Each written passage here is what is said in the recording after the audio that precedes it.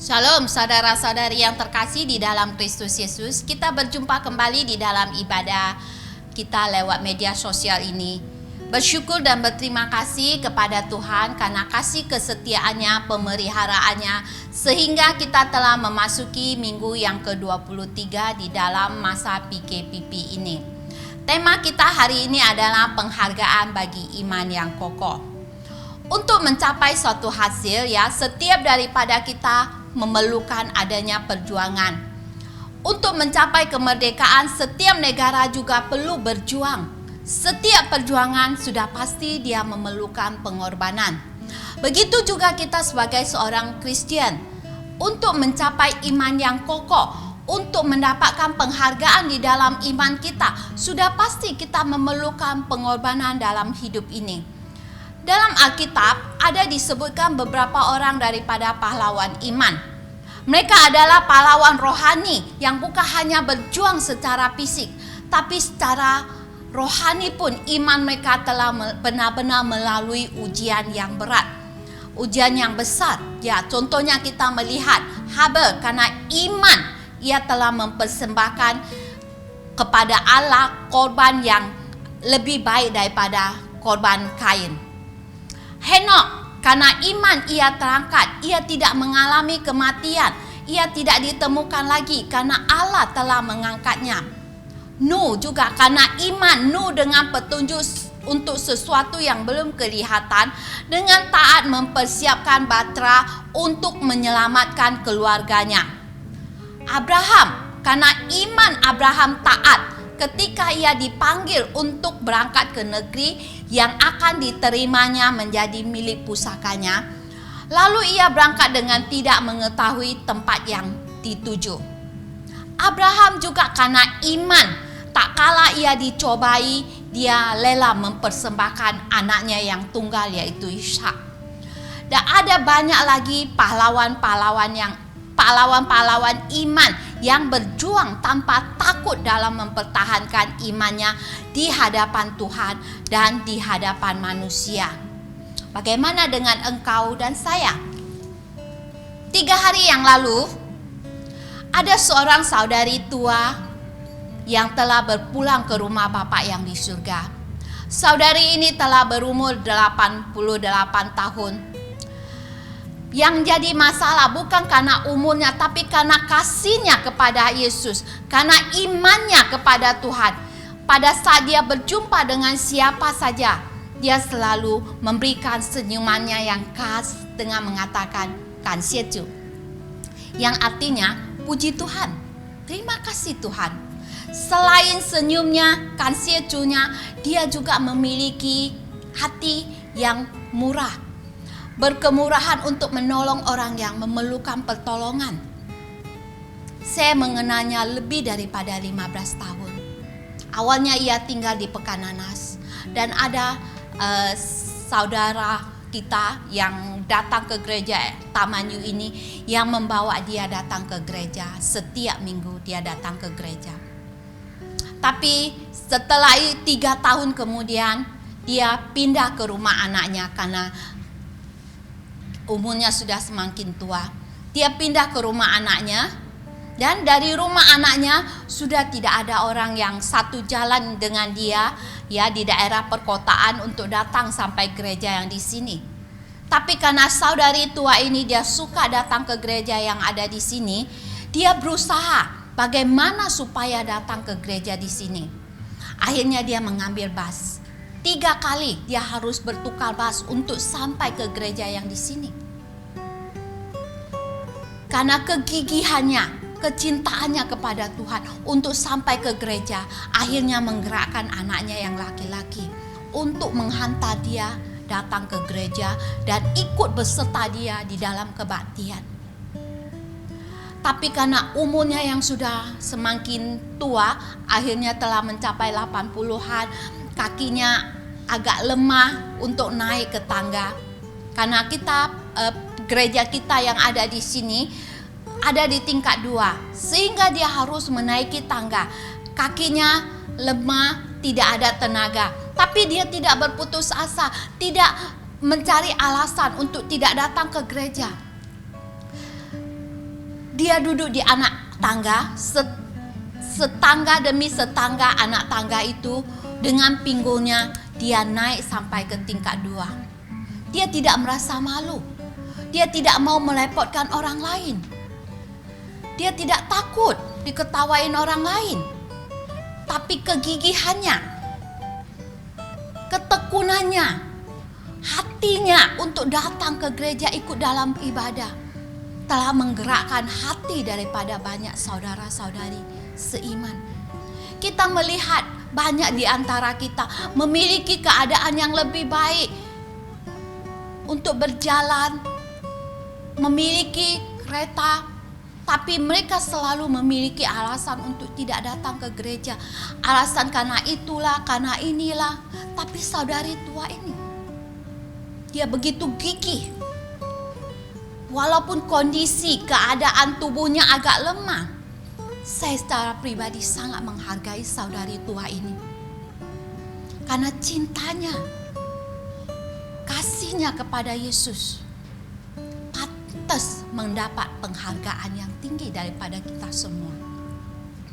Iman yang kokoh adalah iman yang tak tergoyahkan di hadapan manusia dan di hadapan Allah Bapa kita.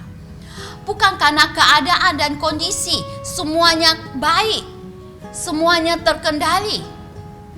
Tapi dalam situasi menghadapi pencobaan, menghadapi penderitaan, kesengsaraan, malapetaka pun, hidup kita sangat penting untuk memberikan kesaksian, untuk tetap memuliakan nama Yesus Kristus.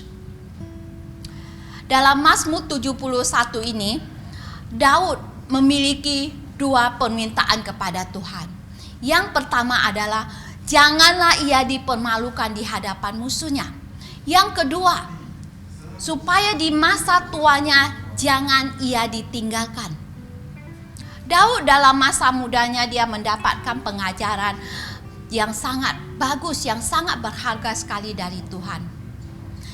Di usianya yang di pertengahan, dia juga menyatakan pekerjaan Tuhan lewat hidupnya, keajaiban Tuhan, bagaimana Tuhan memakai hidupnya untuk memuliakan nama Yesus.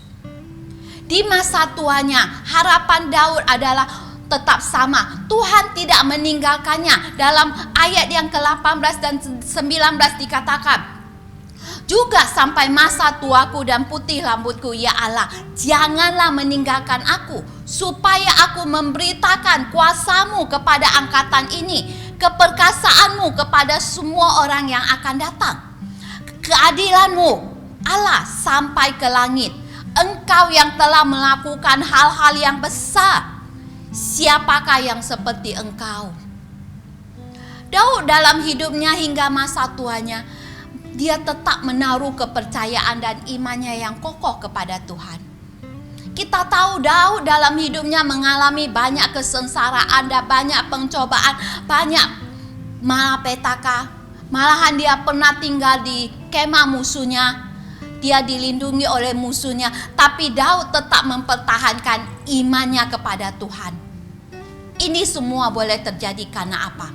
Yang pertama, yaitu Daud meletakkan kepercayaannya hanya kepada Tuhan. Di ayat yang ke-1, padamu ya Tuhan aku berlindung, janganlah sekali-kali aku mendapat malu. English Version King James, in thee, O Lord, I put my trust. Let me never be put to confusion. Wow. Setiap orang yang bila menaruh kepercayaannya, tempatnya berlindung kepada Tuhan, tidak ada apapun yang dapat melukai kita tanpa izin Tuhan. Ingat juga Mazmur 121 yang mengatakan, matahari tidak akan menyakiti engkau pada waktu siang dan bulan pada waktu malam. Yang kedua, Daud selalu meletakkan pujian syukur hanya kepada Tuhan. Ayat yang ke-8, mulutku penuh dengan puji-pujian kepadamu, dengan penghormatan kepadamu sepanjang hari. Daud dalam hidupnya dia pandai bermain alat musik. Tapi itu bukan menjadi masalah bagi kita. Tapi kita lihat kehidupan Daud, dia selalu menaikkan pujian, mazmur kepada Tuhan, menyatakan kebesaran Tuhan. Dan firman Tuhan mengatakan, Tuhan bertata di atas pujian daripada umat-umatnya. Pada saat kita menaikkan pujian kepada Tuhan, maka kuasa Tuhanlah yang akan bekerja di tengah-tengah kita. Yang ketiga, Daud mengingat selalu akan kasih daripada setia Tuhan. Ayat yang ke-15, mulutku akan menceritakan keadilanmu dan keselamatan yang daripadamu sepanjang hari, sebab aku tidak dapat menghitungnya. Daud tahu kasih karunia daripada Tuhan dalam hidupnya sangat banyak sehingga ia tidak dapat menghitungnya. Begitu juga saya percaya kasih karunia Tuhan dalam hidup kita semua sangat banyak. Kita tidak dapat menghitungnya. Jadi kita harus selalu mengingat akan kasih setia Tuhan untuk diceritakan kepada generasi kita di bawah.